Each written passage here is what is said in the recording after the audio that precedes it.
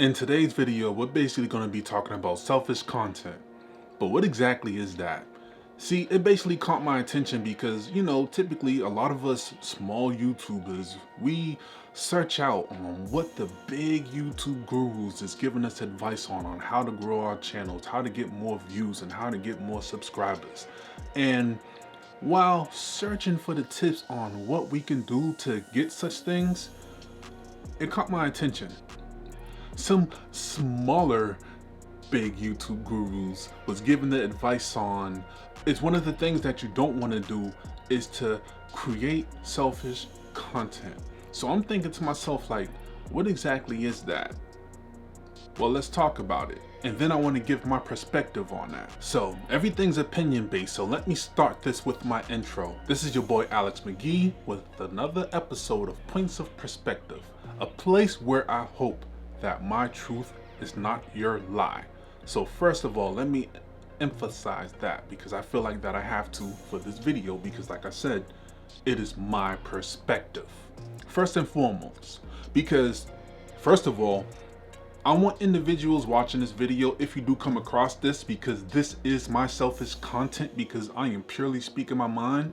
If people find this, they do. If they don't, they don't, because this is one of these videos where I blatantly don't care. I want individuals that do plan on becoming content creators that when they hear the guru speak about this, like they're not discouraged when it comes to making their videos. So basically, this whole trend started when a content creator by the name of Gary Vee said this in one of his videos when he was speaking to one of the founders of Think Media. That's the name of the company. So he was basically saying that 99% of creators make selfish content. And then he gave a brief example of like people will take like their cell phone, their video, when it comes to YouTube content, when it comes to their vlogs and whatnot, they'll record something. Like let's say if they're on a beach or they're traveling and whatnot, and then they record, and then that will be their content. So they basically don't have what he considers value to said content. So it'll basically be something that doesn't have entertainment or something that doesn't have education.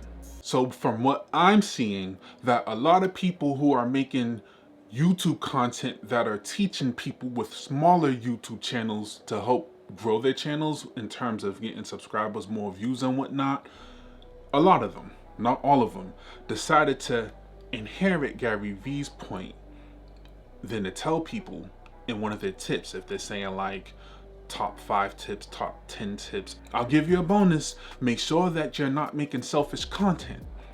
And then they're riding on Gary Vee's coattails by giving his example. Or sometimes some of these content creators will specifically make a video saying stop making selfish content, and then we'll try to paraphrase what Gary Vee was saying. Like I literally just finished looking at some of them and I was at awe. But the thing is that nobody's really searching this term up, so their views will probably have 8 views, 10 views, and what have you.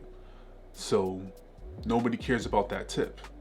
But the reason why I'm making this video and the reason why I'm classifying it as selfish content, because it is YouTube. I feel that all individuals have the right to make whatever content that they want to make, because everybody is going to have an audience, even if said individuals do not know who their audience is. That's something that a lot of individuals need to get through their head. That's something. Like I'm pretty sure that the woman from, I completely forgot her name, but she's a great example. When she had the van, the snake, and the desert. A lot of people can consider that to be selfish content if we're going based off of what Gary Vee was saying. Because what was the value in what she released? The biggest value was her personality. People was able to relate with her in whatever way that they wanted to relate with her as. And that's one thing that they're forgetting. In my mind, I look at that as, okay, if Gary Vee is saying the 2 E's, be entertaining, be educational, A lot of people draw to these YouTube creators based off their energy, based off their persona.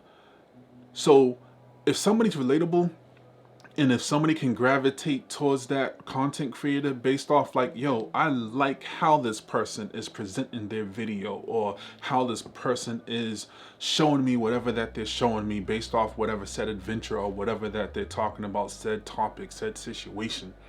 That's why people stick around, and that's the reason why people hit that subscribe button. It is not just because of the entertainment, and it's not just because of, let's say, the education value behind it. So many people subscribe to others because of so many different reasons, especially when it comes to me, because I consider myself to be a unique viewer when it comes to YouTube. I don't follow because of the typical things that these, let's say, these gurus say. A lot of people create content because this is like therapeutic for them. And when it comes to mental health, I'm an advocate for that. So that's why I'm drawn to make this video, because I don't want people to listen to a lot of these gurus and it discourage them from making said content that they're making. And here's a pro tip before I end this. A tip. When somebody asks you who's your target audience, even though that to me is like whatever, tell them. Start describing yourself and how you think. Because it's funny how some of them would ask or give the advice like, make videos that you enjoy. So start describing you. So I know my target audience is introverts who think about social topics in a simple form without me getting too deep into it. So it's like, even if you're not an introvert who think about like social topics and whatnot, like sometimes it's like a connection based off how I present things or my personality, especially when I'm being my authentic self, or when I'm speaking about mental health and you have an interest towards mental health or how mental health can like affect certain things. Just the fact that there's commonalities, that's another thing. When you discover that you and that creator have commonalities, or I'm having a video where I'm talking about certain personal experiences, that's another reason why people be like, yo, you know what? I'm learning something new about this person, or I'm learning how that individual thinks when they're giving their opinions about something. That's another reason why. But commonalities is a big one. I subscribe to so many people. I'm like, yo, me and this person got so much in common. Or I like how they present something. It by the definition of entertainment, it's like, okay, I might find little parts of it as entertainment, or I might learn something from that individual. So there could be value there.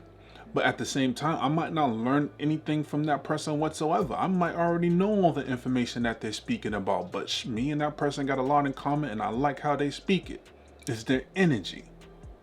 So that's how I look at it, But thank you for tuning in to another episode of Points of Perspective, a place where I hoped that my truth wasn't your lie. I'm not saying don't listen to the gurus, because a lot of their advice is valid. Yes, thumbnails. Yes, titles. Yes, if you want to stress yourself out with the SEO research, because it does work.